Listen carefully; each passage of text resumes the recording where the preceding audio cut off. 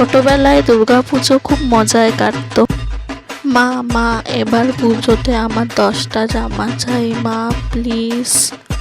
সোনা মা, এই নাও তোমার পুজোর জামা।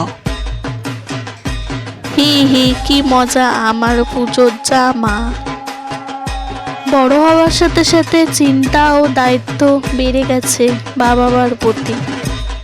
এবারে পুজোর জামা না হলেও চলবে, আগের বছরেরটা আছে ওটা দিয়েই হয়ে যাবে। এবার স্যালারি পেয়েছি, বাবা মায়ের জন্য কিছু কিনবো আর বাকিটা সংসার চলতে লাগবে, থাক।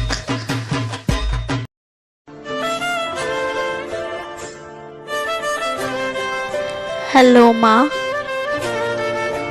মনা, তোর বাবার ওষুধ আনতে হবে, ওষুধ শেষ হয়ে গেছে।